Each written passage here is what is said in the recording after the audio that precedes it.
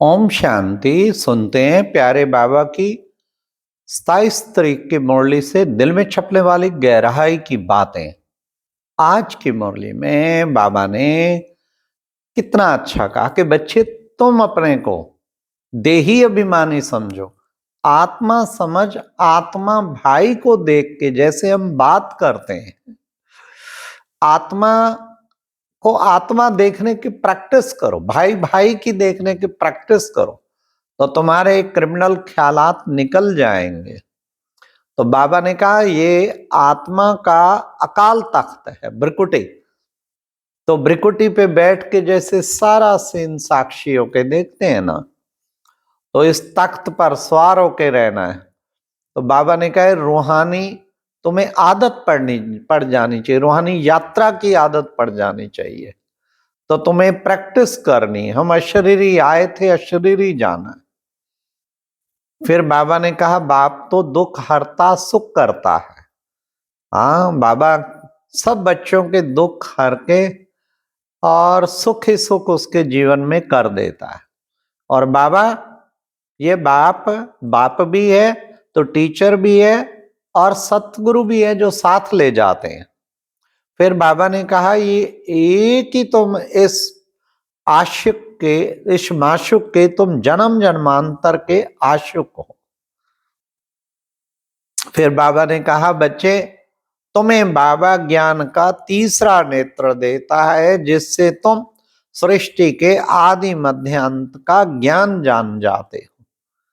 तो तुम्हारा तीसरा नेत्र सदैव खुला रहना चाहिए, बंद हो जाता है ना, माया कभी कभी बंद कर देती है ना क्योंकि बाबा ने कहा केवल मैं सर्वशक्तिवान नहीं, इस वक्त माया भी सर्वशक्तिवान है। इसलिए बच्चे बड़ा सावधान रहना है, ये तीसरा नेत्र बंद ना हो कभी। ये ज्ञान का तीसरा नेत्र है, इसलिए देही अभिमानी बनने की खूब प्रैक्टिस करनी है और इस देह अभिमान को तोड़ना है। फिर बाबा ने कहा बच्चे ये तुम्हारे वास्तव में तुम्हें सबका कल्याण करना है। और बाबा ने कहा बाबा ने कहा खुश खैराफत कौन सा है? किसी की खुश खैराफत पूछते हैं, ठीक हो, राजी खुशी हो? बाबा ने कहा किसको बाप का परिचय देना, यही खुश खराफत पूछना है कितना अच्छा बाबा ने आज खुश खराफत का उत्तर दिया। तो तुम्हें सबको बाप का परिचय देना है, सबका कल्याण करना है, सर्विस। बाबा ने कहा सदा सर्विस पर तत्पर रहना है, सर्विसेबल बनना है। बच्चों को सर्विस करने की जो है ना क्या होनी चाहिए, अब बाप हिम्मत देते हैं सर्विस करने की, बच्चों को हिम्मत देते हैं। इसलिए सारी विश्व का कल्याण करना है। तुम श्रीमत पर सभी की रूहानी खातरी करते हो, खातरी। इसलिए हम बाबा के श्रीमत पे सबकी खातरी करते हैं। तुम्हें सदैव प्रैक्टिस करनी है, मैं आत्मा आत्मा भाई को पढ़ाता हूं आत्मा आत्मा भाई को पढ़ाता हूं। फिर प्यारे बाबा ने आज कहा कि बच्चे तुम बच्चों को सदैव हर्षित रहना है और बच्चों को सहन करना है। किसी ने कुछ बोला तुम्हें सहन करना है। ताली तो दो हाथ से बजती है, ये मुख की ताली होती है।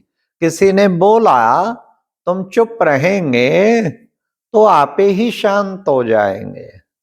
इसलिए बोला तो ताली से ताली नहीं बजानी चाहिए, इसलिए बच्चों को अंतर्मुखी रहना है।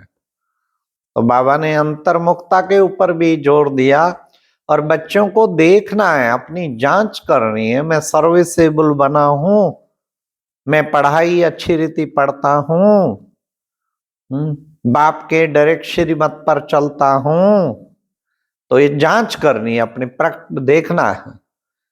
फिर बाबा ने कहा कि बच्चे मेहनत नहीं करेंगे तो उच्च पद कैसे पाएंगे? जो मेहनत करेंगे वही वास्तव में उच्च पद पाएंगे। गृहस्थ व्यवहार में रहते बच्चों को कमल पुष्प समान बनना। फिर बाबा ने कहा देखो बच्चे, ये है स्पिरिचुअल ज्ञान की लेन देन आत्मा आत्मा के साथ, तो इसकी तुमको प्रैक्टिस करनी है। स्पिरिचुअल लेन देन की भी प्रैक्टिस करनी है। बाबा ने कहा दैवी गुण धारण करेंगे तो ऐसे कैसे लक्ष्मी नारायण जैसे बन जाएंगे, इसलिए तुम्हें दैवी गुण धारण करने हैं। कोई उल्टा सुल्टा कुछ भी बोले तुम बस चुप रहो और शांत रहो। फिर बाबा ने कहा तुम्हें जो पूरा पुरुषार्थ करते, बाबा के हर डायरेक्शन पर चलते, वो है महावीर। तो तुम्हें ऐसा महावीर बनना है। तो बाबा ने कहा देही अभिमानी बनने का भी शिक्षा एक ही बार बच्चों को बाबा देते हैं। फिर आज बाबा ने विशेष कुछ गायन सुनाए। देखो बच्चे गाते हैं, दुख में सुमरण सब करे, सुख में करे ना कोई। हाँ, तो ये दुख में, हाँ, जो सुख में सुमरण करे दुख काहे को होए। हाँ, जब हम नेगेटिव परिस्थितियों में होते हैं तब तो बाबा बाबा बाबा याद आता है, और जब ठीक ठाक चल रहा होता है तब वो योग की धुन खत्म हो जाती है। सदा ही योग में तत्पर रहना है। फिर बाबा ने दूसरा विशेष कहा, इस याद से ही तुम्हारी जंग उतरेगी। ये जंग चढ़ गई है ना, ये जंग उतरेगी याद से। तुम बच्चों को इसलिए बाबा एक ही शब्द कहते, मन मना भाव, अर्थात अपने को आत्मा समझ बाप को याद करो। बच्चे एक बाप की याद में रहेंगे तो अंत मते सो गते हो जाएगी। तुम बच्चों को बड़े प्यार से स्नेह से बाबा को याद करना है। ओहो बाबा, आप हमें इतना ऊंच बनाते हैं, तुम्हें बहुत प्यार से बाबा को याद करना है। फिर बाबा ने कहा कि बच्चे, मुझे याद करने से तुम्हारे अनेक जन्म जन्मांतर के पाप सारे कट जाएंगे। इसलिए बच्चे, तुमको इसका याद का पुरुषार्थ करना है। सदैव खुशी में रहना चाहते हैं तो फिर बच्चे मन मना बाबा। तो बाबा ने कहा खुशी जैसी खुराक नहीं, कहते हैं ना। तो बच्चे, तुम्हें और कोई खुराक की जरूरत ही नहीं जब तुम खुश रहेंगे हर समय। फिर बाबा ने कहा मैं तुम्हारे लिए हथेली पर बहिष्त लेके आया हूं। तुम बच्चों को नशा होना चाहिए। बाबा हमें बेहद की बादशाही दे रहे हैं। कितनी ऊंची बादशाही दे रहे हैं, सतयुगी दुनिया की बादशाही दे रहे हैं।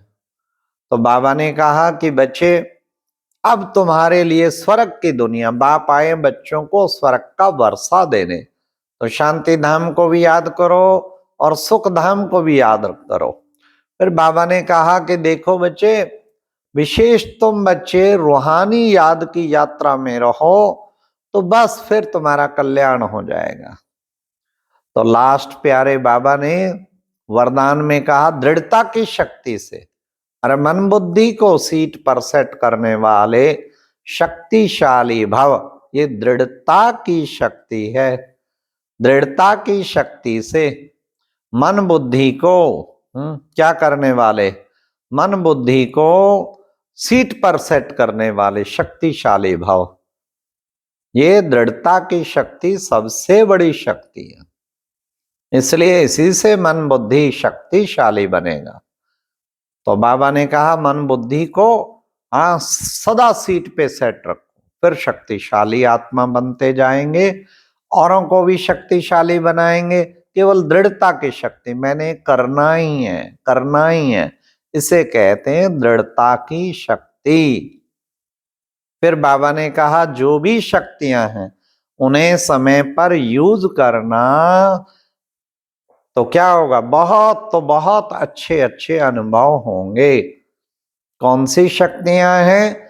देखो, हमारे अंदर सहन शक्ति है, फिर हमारे अंदर मधुरता की शक्ति है, फिर हमारे अंदर श्रेष्ठ कर्म करने की शक्ति है, फिर एकाग्रता की शक्ति है, फिर निर्णय की शक्ति है, फिर सहयोग की शक्ति है, फिर समाने की शक्ति है, फिर सामना करने की शक्ति है, विस्तार को संकीर्ण करने की शक्ति है, परखने की शक्ति है, परिवर्तन करने की शक्ति है।